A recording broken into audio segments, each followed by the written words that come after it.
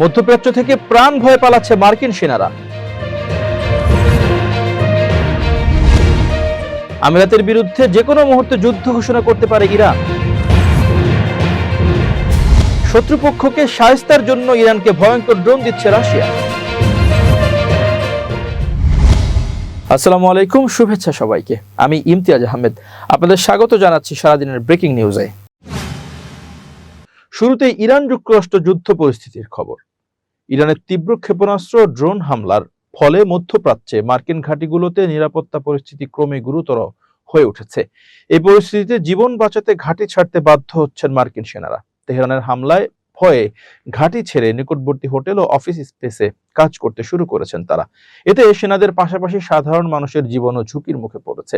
The Telegraph ফের রিপোর্টে open source বিশ্লেষক ফ্যাবিয়ান হিঞ্জের ভূ অবস্থান ভিত্তিক হামলার একটি প্রাথমিক বিশ্লেষণ অনুসারে 104টি মার্কিন ও আঞ্চলিক ঘাঁটিতে হামলা চালিয়েছে ইরান। তিনি বলেছেন, মার্কিন স্যাটেলাইট সংস্থাগুলো অন্তত 14 দিন ধরে ছবি প্রকাশে বিলম্ব করেছে, যার ফলে ক্ষয়ক্ষতির পরিমাণ নির্ণয় করা কঠিন হয়ে পড়েছে। দ্য নিউ ইয়র্ক টাইমস জানিয়েছে, ক্রমাগত হামলার ফলে কুয়েত, বাহরাইন, কাতার, সৌদি আরব এবং সংযুক্ত আরব আমিরাত জুড়ে থাকা 13টি মার্কিন ঘাঁটির মধ্যে অনেকগুলোই প্রায় বসবাসের অযোগ্য হয়ে পড়েছে। হিঞ্জ জানিয়েছেন, সব ঘাঁটির মধ্যে কুয়েতের আলী আল সালেম সবচেয়ে বেশি হামলা শিকার হয়েছে, মোট 23টি।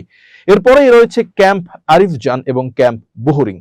এগুলোতে যথাক্রমে 17টি এবং 6টি ভূ অবস্থান ভিত্তিক হামলা চালানো হয়েছে। এই 3টি ঘাঁটির স্যাটেলাইট ছবিতে দেখা গেছে হ্যাঙ্গার, যোগাযোগ অবকাঠামো, স্যাটেলাইট যন্ত্রপাতি, জ্বালানি সংরক্ষণাগার ক্ষতিগ্রস্ত হয়েছে। হিঞ্জের বিশ্লেষণ অনুযায়ী ইরান মার্কিন ঘাঁটি লক্ষ্য করে সংযুক্ত আরব আমিরাতে 17 বার, বাহরাইনে 16 বার, ইরাকে 7 বার, কাতারে 6 বার, সৌদি আরবে 6 বার এবং জর্ডানে 2 বার হামলা চালিয়েছে। আলী আল সালেমে হামলা একটি বড় গুদাম ধ্বংস হয়েছে। স্যাটেলাইট চিত্রে দেখা গেছে সৌদি আরবে প্রিন্স সুলতান বিমান ঘাঁটিতে ঢালু ছাদযুক্ত একটি হ্যাঙ্গার ধ্বংসস্তূপে পরিণত হয়েছে। মধ্যপ্রাচ্যের বৃহত্তম মার্কিন ঘাঁটি কাতারের আল উদেদ বিমান ঘাঁটিতে একাধিক অ্যান্টেনা এবং স্যাটেলাইট এর ধ্বংসাবস্থা দেখা গেছে। সংযুক্ত আরব আমিরাতে আল দাফরা বিমান ঘাঁটিতে সেনাদের থাকার জন্য ব্যবহৃত একটি ভবনের মধ্যে একটি বড় গর্ত তৈরি হয়েছে। ইরানি সূত্র দাবি করেছে, এই হামলাটি ইরানের অস্ত্রাগারের সবচেয়ে উন্নত খোররম শাহ 4 ক্ষেপণাস্ত্র দিয়ে চালানো হয়েছে। হিঞ্জ বলেছেন, যুক্তরাষ্ট্রের তৈরি থার্ড সিস্টেমের যন্ত্রাংশ রাখা 4টি স্থাপনায় হামলা চালিয়েছে Iran. Centre for strategic and international স্টাডিজের একটি সমীক্ষা অনুসারে যুদ্ধের শুরু দিকেই ইরানের চালানো হামলায় যুক্তরাষ্ট্রে অন্তত $800 মিলিয়ন মূল্যের ক্ষতি হয়েছে, যার মধ্যে জর্ডানে অবস্থিত একটি আমেরিকান থার্ড রাডার এবং এই অঞ্চলের অন্যান্য অবকাঠামোতে আঘাত হানার ঘটনা রয়েছে। ইরানের ইসলামী বিপ্লবী গার্ড কর্পসের খাতাম আল আনবিয়া সেন্ট্রাল হেডকোয়ার্টার্সের মুখপাত্র ইব্রাহিম জোলফাগারি জানিয়েছেন, ইরানি বাহিনী দুবাইয়ের 2টি স্থানে ক্ষেপণাস্ত্র ড্রোন হামলা চালিয়েছে। ওই স্থানগুলোতে 500 এর বেশি মার্কিন সেনা লুকিয়েছিল। এই হামলায় তাদের ব্যাপক ক্ষয়ক্ষতি হয়েছে। বিবৃতিতে আরও দাবি করা হয়, দুবাইয়ের একটি হোটেলে এবং উপকূলীয় এলাকায় মার্কিন ড্রোন ইউনিটের কর্মকর্তাদের জমায়েত লক্ষ্য করে কামিকাজে বা আত্মঘাতী ড্রোন ব্যবহার করা হয়েছে। এছাড়া কুয়েতের আল শুয়াইখ বন্দরে অবস্থানরত 6টি মার্কিন যুদ্ধজাহাজেও কাদের 380 ক্রুজ ক্ষেপণাস্ত্র দিয়ে হামলা চালানোর দাবি করেছে আইআরজিসি। মার্কিন সেনাদের আক্রমণাত্মক সেনাবাহিনী হিসেবে অভিহিত করে জোলফাগারি বলেন, আমরা আগেই সতর্ক করেছিলাম, আমাদের সশস্ত্র বাহিনীর শক্তিশালী আক্রমণ এবং এই অঞ্চলে মার্কিন ঘাঁটিগুলো ধ্বংস হওয়ার পর তারা প্রাণ ভয়ে পালিয়েছে এবং ঘাঁটির বাইরে আত্মগোপন করেছে। ইরানের বিরুদ্ধে চলমান যুদ্ধে যুক্তরাষ্ট্রের সঙ্গে সক্রিয়ভাবে কাজ করছে সংযুক্ত আরব আমিরাত। এখন যুক্তরাষ্ট্র যদি ইরানে স্থল হামলা চালায়, তাহলে আমিরাতকে তছনছ করে দেয়া হবে বলে হুঁশিয়ারি দিয়েছেন দেশটির 2জন জ্যেষ্ঠ কর্মকর্তা। তাদের বিশ্বাস, এই স্থল হামলা হবে আমিরাত থেকে। এ কারণে আমিরাতকেই তারা সরাসরি শত্রু হিসেবে বিবেচনা করে ব্যাপক পাল্টা হামলা চালাবেন। সংবাদ মাধ্যম মিডল ইস্ট আইকে দেওয়া এক সাক্ষাৎকারে তারা এমন হুমকি দিয়েছেন। গত 28 ফেব্রুয়ারি যুক্তরাষ্ট্র ইসরায়েলের ইরানের উপর যৌথ হামলার পর যুদ্ধ 1 মাসের বেশি সময় পার হয়েছে। যুদ্ধ শুরুর পর থেকেই ইরান গুরুত্বপূর্ণ হরমুজ প্রণালী বন্ধ করে রেখেছে। এখন এই প্রণালী খোলার জন্য যুক্তরাষ্ট্রের প্রেসিডেন্ট ডোনাল্ড ট্রাম্প স্থল হামলার পরিকল্পনা করছেন। আশঙ্কা করা হচ্ছে, মার্কিনীদের স্থল হামলার টার্গেট হবে খার্গ দ্বীপ, যেখান থেকে ইরান তাদের 90% অপরিশোধিত তেল বিশ্ববাজারে রপ্তানি করে। আর মার্কিনীদের স্থল হামলা শুরু হতে পারে উপসাগরীয় আরব দেশগুলো থেকে, যেগুলোতে যুদ্ধের প্রথম থেকেই অব্যাহতভাবে হামলা চালিয়ে যাচ্ছে ইরান। ইরানের জ্যেষ্ঠ কর্মকর্তাদের মতে, আমিরাত এখনই তাদের বিরুদ্ধে চলমান যুদ্ধে যুক্তরাষ্ট্রের হয়ে সক্রিয় ভূমিকা রাখছে। এক কর্মকর্তা বলেছেন, ইরান এখন বুঝতে পেরেছে আমিরাত শুধুমাত্র মার্কিন সেনাদের ঘাঁটি দিয়েই বসে নেই, তারা এর চেয়েও বেশি সাহায্য করেছে।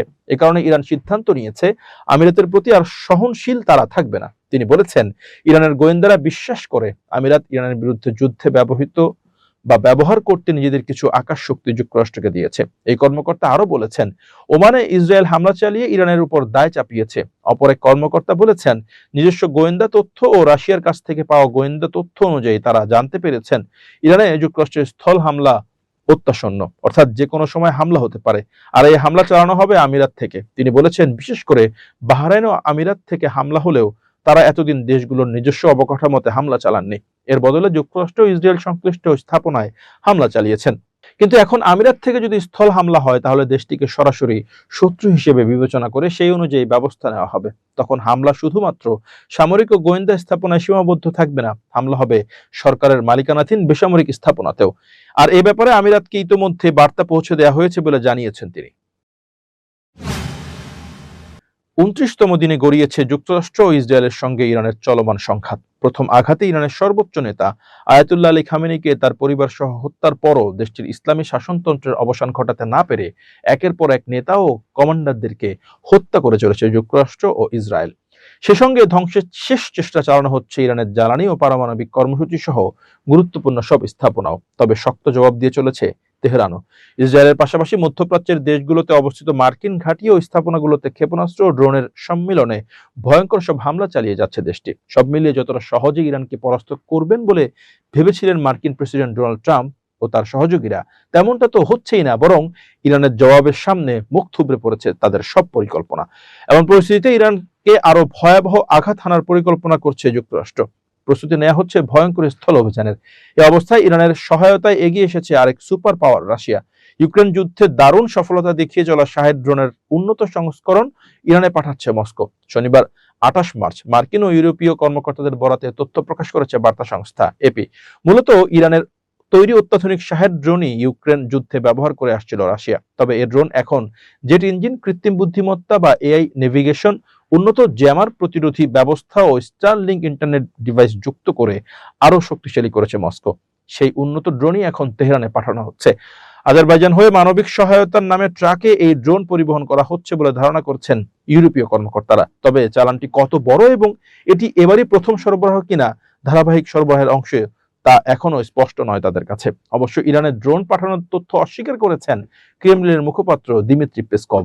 অন্যদিকে হোয়াইট হাউসের মুখপাত্র অলিভিয়া ওয়েলস বলেন, অন্য কোনো দেশ ইরানকে যাই সরবরাহ করুক না কেন, তা আমাদের অভিযানের সাফল্যে কোনো প্রভাব ফেলবে না। প্রসঙ্গত, ইরানের পরমাণু প্রকল্প এবং ক্ষেপণাস্ত্র কর্মসূচি নিয়ে গত 6 ফেব্রুয়ারি থেকে 27 ফেব্রুয়ারি পর্যন্ত 21 দিন ধরে সংলাপ চলে তেহরান এবং ওয়াশিংটনের মধ্যে। 27 ফেব্রুয়ারি কোনো প্রকার সমঝোতা চুক্তি ছাড়াই শেষ হয় সেই সংলাপ। পরের দিন 28 ফেব্রুয়ারি ইরানে অপারেশন এপিক ফিউরি শুরু করে যুক্তরাষ্ট্রের সামরিক বাহিনী। ওয়াশিংটনের সঙ্গে তাল মিলিয়ে একই সময়ে ইরানে সামরিক অভিযান অপারেশন রোয়ারিং লায়ন শুরু করে ইসরায়েলও। যুক্তরাষ্ট্র ইসরায়েলের এ যৌথ হামলার প্রথম ধাক্কাতে প্রাণ হারান ইরানের সর্বোচ্চ নেতা আয়াতুল্লাহ আলী খামেনি ও তার পরিবারের বেশ কয়েকজন সদস্য।